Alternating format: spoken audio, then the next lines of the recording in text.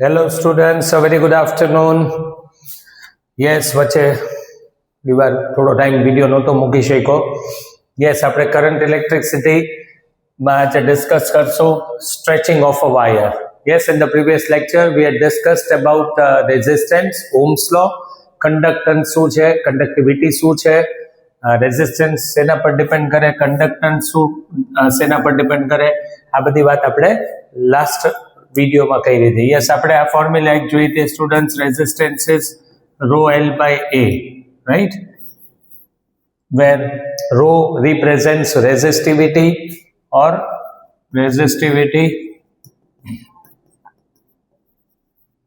you can say specific resistance. ચલો, આ topic directly ટેક્સ્ટબુકમાં નથી આપ્યો, પણ ઓફકોર્સ આના ઉપરના એમસીક્યુઝ બોર્ડ ગુજકેટમાં આવી શકે છે. આજે જે ફોર્મ્યુલાઝ આપણે ડિસ્કસ કરશું, it is to be used when in the question it is mentioned that a wire is stretched to make its length double, કે wire is compressed to make its length half, આવું કંઈ કે તો હવેની જે બધી formulas આજે આપણે સમજશું તમે એ યુઝ કરી શકો છો, રાઈટ. ચલો, એક સિમ્પલ સિચ્યુએશનથી સ્ટાર્ટ કરીએ કે મારી પાસે એક વાયર છે. ઓકે, આ વાયર છે, આની લેન્થ છે students L and A is the cross sectional area. Okay, fine. તો આ વાયરનું રેઝિસ્ટન્સ શું થાય? તો કે rho L upon A, rho L by A. Fine. હવે સપોઝ હું એમ કહું, if by stretching the wire its length is made double or its length is doubled. Chalo, length is doubled. Find new resistance. Yes, આમાં છે ને student સમજો, ઘણીવાર આવી mistake તમારાથી થતી હોય છે. અચ્છા, લેન્થ ડબલ કરી, હા, તો લેન્થ ડબલ કરવાથી રેઝિસ્ટન્સ ડબલ થાય, ડિરેક્ટલી તમે લઈ લેશો, રાઈટ. પ્રોબ્લેમ એવો થાય, લેન્થ તો ડબલ થાય જ છે, ક્યાં ના છે, કીધું છે તો લેન્થ તો ડબલ કરવી જ પડશે. યસ, પણ લેન્થ ડબલ કરવાથી જો યુનિફોર્મલી સ્ટ્રેચ કરો તો ક્રોસ સેક્શનલ એરિયા હાફ નો થઈ જાય. લેન્થ ડબલ થઈ ગઈ પણ ક્રોસ સેક્શનલ એરિયા હાફ થઈ ગયો. સ્ટુડન્ટ્સ, આ એરિયા છે, આ લેન્થ છે, આમ હું ખેંચીશ તો ઓફકોર્સ લેન્થ વધે છે તો ક્રોસ સેક્શનલ એરિયા ઘટે ને સ્ટુડન્ટ્સ. તો આપણે બેવની ડિપેન્ડન્સી લેવી પડે, એટલે આપણે નેક્સ્ટ ન્યૂ રેઝિસ્ટન્સ આમ ગોતવું પડે, row into 2L upon A by 2. થઈ આવું. So the resistance clear. મેં શું કર્યું, લેન્થ ડબલ કરી અને એરિયા હાફ કર્યો. So R dash is equals to 4 ઉપર જશે, 4 rho L by A. So the new resistance is 4 times R. It is not 2 times R. એવું કેમ કે આપણે છે ને બે પેરામીટર જોવા પડે ને સ્ટુડન્ટ્સ, લેન્થ એ જોવું પડે અને એરિયા પણ જોવો પડે, રાઈટ. તો આ રીતે તો આપણે કન્વેન્શનલ મેથડ છે જ, આ તો છે જ, આવી રીતે તો આપણે કરી જ શકીએ. પણ આવા કેસીસમાં આપણે આવું બી કરી શકાય, જેનું વેરિએશન એને કીધું હોય. લાઈક તમને આમાં ક્વેશ્ચનમાં એવું કીધું છે કે ભાઈ આપણે એની લેન્થ ડબલ કરીએ છીએ, રાઈટ. તો લેન્થ ડબલ કરીએ તો સ્ટુડન્ટ આમ કરી દેવાનું, રો L by A. આ તો હતું જ ફોર્મ્યુલા તો હતી જ. જે લેન્થ ડબલ કરે છે તો લેન્થથી સ્ટુડન્ટ્સ મલ્ટીપ્લાય કરો, લેન્થથી ડિવાઈડ કરજો, લેન્થથી મલ્ટીપ્લાય કરતો, લેન્થથી ડિવાઈડ કરતો તો બી આન્સર આવી જ જાય. R dash is equals to rho L square. What is area into length? Volume. What is area into length? Volume. Now volume of a wire, resistivity of a wire is constant, so then R dash is proportional to L square. R dash is proportional to L square. Then length double કરીએ છીએ તો resistance કેટલું થાય? Square, 2 નો square શું થયો? 4 times. Got it students. Length double કરો તો તમે ફોર્મ્યુલા આ યુઝ કરજો, R dash is equals to rho L square by volume. મતલબ R dash is proportional to L square.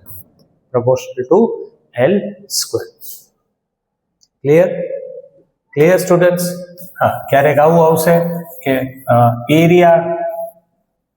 Area change કરીએ છીએ, લાઈક આવી રીતે કહું, ઇફ cross sectional area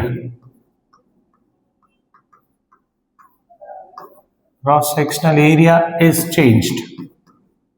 મેં તમને કીધું ને સ્ટુડન્ટ્સ, જે પેરામીટર જે ક્વોન્ટિટી ચેન્જ કરે ને એનાથી મલ્ટીપ્લાય ડિવાઈડ કરી લો. Okay, cross sectional area change કરે તો આપણે એરિયાથી મલ્ટીપ્લાય ડિવાઈડ કરીએ એટલે રો એલ બાય એ તો હતું જ.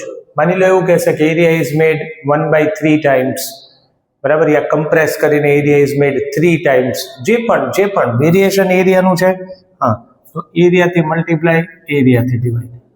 તો આર ઇક્વલ્સ ટુ શું આવે students? Rho what is area into length? Volume upon A square. થયું? Now the numerator is resistivity into volume is constant, so resistance is inversely proportional to area, square of area, inversely proportional to square of area. Now first of all, what is cross sectional area? Pi r square, squaring on both the sides, pi square r raised to 4. Two out students. Now r is inversely proportional to a square. It means r is inversely proportional to 4th power of the radius. તો એક આ formula કામ આવશે, આ કામ આવશે. Yes, આ કામ આવશે. ડન? ક્લિયર? ક્યારેક આવી રીતે કહેશે લેન્થ અને માસનું વેરિએશન માગશે, યા ડિપેન્ડન્સી માગશે, યા રિલેશન માગશે. Relation of length and mass of the wire with resistance. બધું એક છે. r equals to rho l square by volume તો હતું જ, આપણે અહીંયા જોયું સ્ટુડન્ટ્સ, જોયું. Now what is density? બોલો, mass by volume. So then what will be the volume? Mass by density. Got it? Substitute कर दो. r equals to rho l square by mass into density. So for a given wire, density and resistivity is going to remain constant. So my students are proportional to l square by mass. તો આ બધી ફોર્મ્યુલાસ થી તમને question આવડે. માન લો અહીંયાથી એવું કે રેડિયસ હાફ કરવામાં આવે છે, તો રેઝિસ્ટન્સ કેટલું થાય? હાફ કરવામાં આવે છે, એટલે સ્ટ્રેચ કરીને હાફ કરવામાં આવે છે. તો રેડિયસ જો હાફ કરવામાં આવે તો રેઝિસ્ટન્સ કેટલું થાય? 16 ટાઈમ્સ થઈ જાય. Got it? આ ફોર્મ્યુલાથી r is inversely proportional to r raise to 4. એટલે હું એમ જ કહું છું કે આ બધી ફોર્મ્યુલાઝ યુઝ કરવાની, પણ જ્યારે તમને એવું કે હું વાયરને સ્ટ્રેચ કરીને આવું કરું છું ત્યારે. Got it students? Got it? Right? આ લેન્થ અને માસ ઉપરની ડિપેન્ડન્સી છે. Inversely proportional to square of area, inversely proportional to 4th power of the radius. Done? Clear? ચલો એક બીજી શોર્ટકટ આપું છું. Shortcut, I think I am not 100% sure, પણ એક આ રીતનો ક્વેશ્ચન જેમાં આવેલો હતો પહેલા 2-4 વર્ષ પહેલા, આઈ થિંક 5-6 વર્ષ પહેલા. If length of wire is increased by 10% on stretching. Okay, find percentage change in resistance. Find percentage change in resistance. Yes. Method તો છે જ, એટલે મેથડ તો તમને આવડવી જ જોઈએ. પણ આ તો ઠીક છે, આ ટાઈપનો ક્વેશ્ચન છે તો we can use one shortcut also. હું બેઉ શીખવાડી દઉં તમને, મેથડ એ શીખવાડી દઉં, શોર્ટકટ એ શીખવાડી દઉં. એટલે ચલો શોર્ટકટ શીખવાડી દઉં. percentage increment in resistance 2 times L% plus L% the whole square upon 100. Yes, using this formula we can find percentage increment in resistance. જોઈ લો અહીંયા સબસ્ટિટ્યુટ કરું, 2 into 10% નો ચેન્જ છે, plus 10% the whole square upon 100. So this is 20% plus 100 by 100, 1%. So your answer is 20. JEE માં definitely પૂછાયેલો જ question છે. Yes, so you can use this shortcut to find percentage change in resistance, right? હા મેથડથી એ થઈ જાય. Method માટે શું કીધું હતું, કોઈ પણ ક્વોન્ટિટીનું પર્સન્ટેજ ચેન્જ કરી રીતે મળે. Final value minus initial value upon initial value into 100. This is how you will find percentage change. This is how you will find percentage change. Final value minus initial value upon initial value into 100. Let us say કે પહેલા resistance પહેલા length કેટલી હતી L, પછી length કેટલી થાય L plus 10% of L એટલે L plus 0.1 L 1.1 L. Are you getting? L plus 10%, 10% એટલે 10 by 100, 10 by 100 એટલે 0.1 L plus L can be taken common. Done. So what is final resistance? Proportional to square initial L1 square. Let's divide this. So final by initial is 1.1 L upon L the whole square. એવડું ને method કરાવું છું, method એ જ થશે. જો final value upon initial value is equals to 1.1 no square 1.21 minus 1 add કર દો બે બાજુ. તો કેમ -1 એડ કરવાનું, તો જ ખબર પડશે ને. આપણે આ 11th માં કરાવ્યું જોઈએ તમને. Final value minus initial value upon initial value થયું 1.21 minus 1 that is 0.21. Multiply 100 on both the side in order to get the answer in percentage. So your answer is 21%. હું ડેફિનેટલી આમાં એવું કહીશ કે MCQમાં આ કરજો, આ કરવાની જરૂર નથી, પણ એનો અર્થ એવો નહીં થાય કે આ મેથડ તમને ન ખબર હોય જોઈએ. મેથડ તો તમને ખબર હોવી જ જોઈએ. ઓકે, ચાલો હવે અહીંયાથી આપણે ohm's law in point form discuss કરીએ student. V is equals to IR હતું, રાઈટ? ચાલો ગુડ. હવે આ એક કંડક્ટર લીધો મેં, આની લેન્થ છે L. તો આ બે વચ્ચે પોટેન્શિયલ ડિફરન્સ એટલે E ડોટ ડી એ લખાય ને, ભણ્યા હતા ને સેકન્ડ ચેપ્ટરમાં. V is equals to V is equals to E dot D. E dot D ની જગ્યાએ L, ડી ની જગ્યાએ L equals to I into rho L by A. L cancel, so electric field is equals to I by A into rho. I by A into rho. યાદ છે તમે first ચેપ્ટરમાં ભણ્યા હતા charge per unit area.